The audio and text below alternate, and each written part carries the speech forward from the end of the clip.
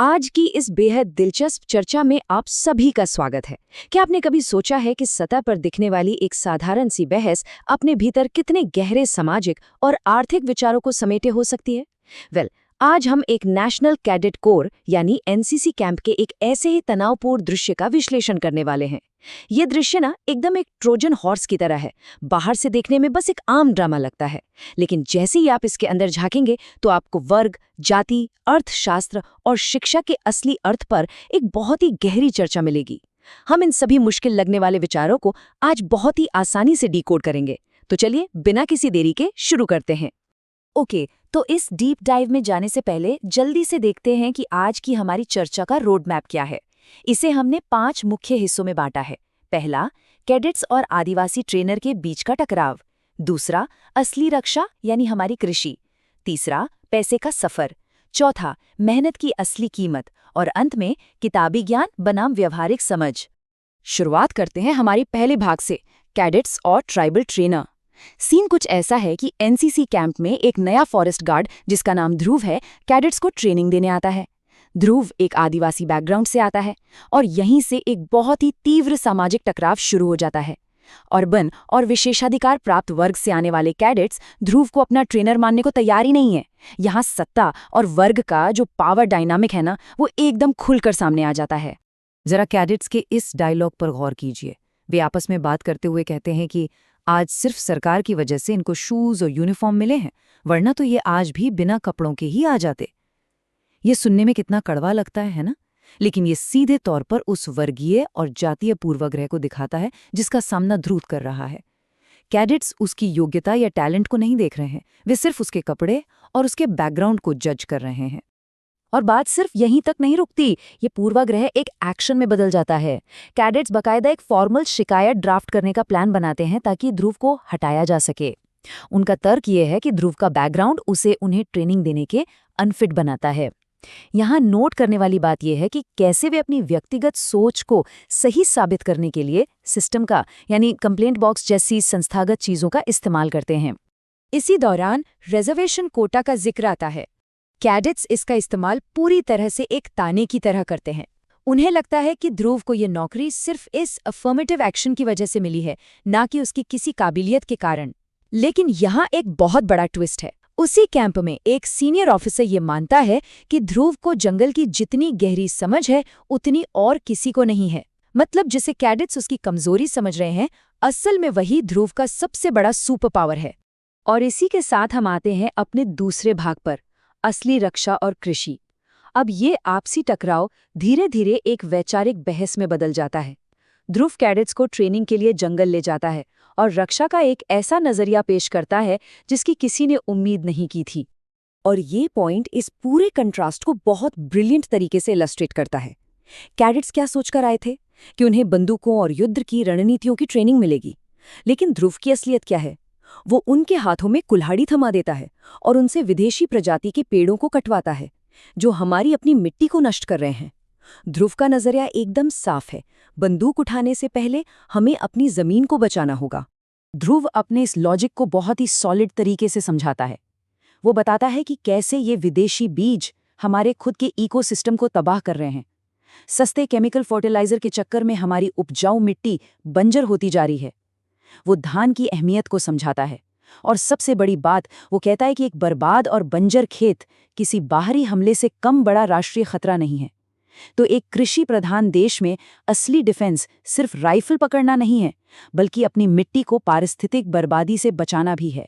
जंगल की इस practical class के बाद ये कहानी पहुंचती है एक क्लासरूम में। हमारा तीसरा हिस्सा, अर्थशास्त्र और पैसे का सफर। यहाँ ध्रुव अचानक से इतिहास और व्यापार के विकास पर एक ऐसा लेक्चर शुरू करता है जो सच में दिमाग खोल देता है।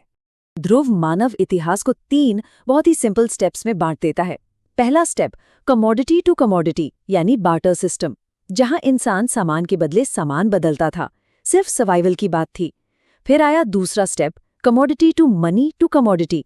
यहाँ पैसा सिर्फ लेन देन को आसान बनाने का एक माध्यम था। लेकिन फिर आता है सबसे खतरनाक तीसरा step, money to commodity to money. यहाँ लोगों ने चीजों के बजाय पैसे को जमा करना और सिर्फ मुनाफे के लिए काम करना शुरू कर दिया। और ध्रुव के अनुसार इसी तीसरे स्टेप ने सब कुछ बदल कर रख दिया। ये जमा किया हुआ पैसा ना हमारे समाज का शासक बन गया। पैसे के इस रूप ने ही आज का क्लास डिवाइड यानी मजदूरों और मालिकों के बीच का फर्क पैदा किया है, जो आज हमारी पूरी दुनिया को कंट्रोल कर रहा है। जो पैसा कभी सिर्फ एक टूल था, वो अब मास्टर बन चुका है। अब जाहिर है इस बात पर क्लासरूम में बहस तो होनी ही थी, और यहीं से शुरू होता है हमारा चौथा खंड, मेहनत की असली कीमत। जब ध्रुव पैसे जमा करने की आलोचना करता है तो एक अमीर बिजनेसमैन की बेटी अपने पिता का बचाव करती है, और इसके जवाब में ध्रुव अर्थशास्त्र का एक बहुत ही क्लासिक सिद्धांत, लेबर थियरी ऑफ वैल्यू समझाता है। अब इस स्लाइड में जो बात है ना, वो वाकई बहुत इंटरेस्टिंग है। ध्रुव रोजमर्रा की चीजों को एकदम डीकंस्ट्रक्ट कर देता है। जरा सोचिए, अगर एक टेबल से बड़े की मेहनत निकाल दे तो क्या बचेगा? सिर्फ लकड़ी का एक टुकड़ा, राइट? चौक से मेहनत निकाल दें तो सिर्फ कच्चा चूना, और एक आलीशान बिल्डिंग से मजदूरों का पसीना निकाल दें तो वो सिर्फ मिट्टी, सीमेंट और ईंटों का ढेर है। वो साबित करता है कि किसी भी चीज में जो वैल्यू आती है वो सिर्फ और सिर्फ इंसान की मेहनत से आती है। और ध्रुव अपनी बातों को हवा में नहीं छोड़ता। अपने इस आर्ग्यूमेंट को बैकअप करने के लिए वो अर्थशास्त्र के दिग्गजों का हवाला देता है, जैसे एडम स्मिथ, डेविड रिकार्डो और कार्ल मार्क्स। हम यहाँ ये नहीं कह रहे कि कौन सही है या कौन गलत, बल्कि हम ये देख रहे हैं कि कैसे ध्रुव इन क्लासिकल और मार्क्सवादी विचारकों के सिद्धांतों का उपयोग ये स्पष्ट करने के लिए करता है कि संपत्ति का संचय कैसे होता है। ध्रुव के इस पूरे लेक्चर का कोर मैसेज इस एक लाइन में छिपा है। धन उनके पास जाता है जो मेहनत करने से बचते हैं, जबकि जो लोग सच में अपना खून, पसीना और आंसू बहाते हैं, उनके हाथ कुछ नहीं लगता। ये एक बहुत ही पावरफुल पर्सपेक्टिव है जो हमें ये सोचने पर मजबूर करता है कि मौजूदा व्यवस्था में असली मेहनत करने वाला हमेशा खाली हाथ क्यों रह जाता है। और अब हम आते हैं इस कहानी के सबसे अहम और अंतिम मोड़ पर, हमारा 5वां खंड, किताबी ज्ञान बनाम व्यवहारिक समझ। ध्रुव का ये शानदार लेक्चर चल ही रहा होता है कि तभी एक सीनियर ऑफिसर क्लास में आ धमकता है, और यहाँ 2 अलग अलग तरह की शिक्षा पद्धतियों का सीधा क्लैश होता है। ऑफिसर ध्रुव को टोकते हुए क्या कहता है? मैंने तुम्हें फिजिकल एजुकेशन देने को कहा था और तुम मेंटल एजुकेशन दे रहे हो। ये डायलॉग अपने आप में पूरी कहानी बयां कर देता है। सिस्टम कभी नहीं चाहता कि ध्रुव जैसे लोग कैडेट्स को राजनीति, संस्कृति या अर्थशास्त्र पढ़ाएं। सिस्टम चाहता है कि वो बस उन्हें शारीरिक रूप से तैयार करे, सोचने वाले दिमाग तैयार करने की उसे इजाजत नहीं है। ध्रुव को नीचा दिखाने के लिए वो ऑफिसर कैडेट्स के एकेडमिक स्कोर्स का इस्तेमाल एक हथियार की तरह करता है। 80%, 86%, 89% गणित और विज्ञान के इन नंबरों को दिखाकर वो ये साबित करने की कोशिश करता है कि ये कैडेट्स ध्रुव से कहीं ज्यादा श्रेष्ठ हैं। वो परीक्षा के अंकों के जरिए उसी पारंपरिक पदानुक्रम को वापस थोपने की कोशिश करता है। लेकिन आखिरी दृश्य हमें एक बहुत ही गहरा कंट्रास्ट दिखाता है। एक तरफ वो संस्थागत अहंकार है, जहां अच्छे नंबरों के गुरूर में ऑफिसर ध्रुव से अपने जूते पॉलिश करवाता है, और दूसरी तरफ है व्यावहारिक ज्ञान, जहां हम देखते हैं कि स्थानीय आदिवासी ग्रामीण ध्रुव के लिए ताजे फल लेकर आते हैं। ये सम्मान ध्रुव के गहरे ज्ञान और उसके जमीन से जुड़े अनुभव के लिए है। ये दोनों इमेजेस हमें दिखाती हैं कि समाज में वर्ग की खाई अभी भी कितनी गहरी है।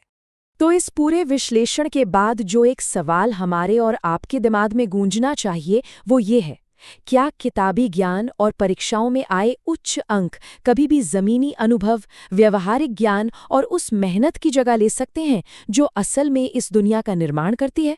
शिक्षा का वास्तविक अर्थ क्या है? क्या ये सिर्फ अच्छे नंबर लाना है या दुनिया की हकीकत को समझना? इसी विचार के साथ आज की ये चर्चा यहीं समाप्त करते हैं। इसमें हमारे साथ जुड़ने के लिए बहुत बहुत धन्यवाद।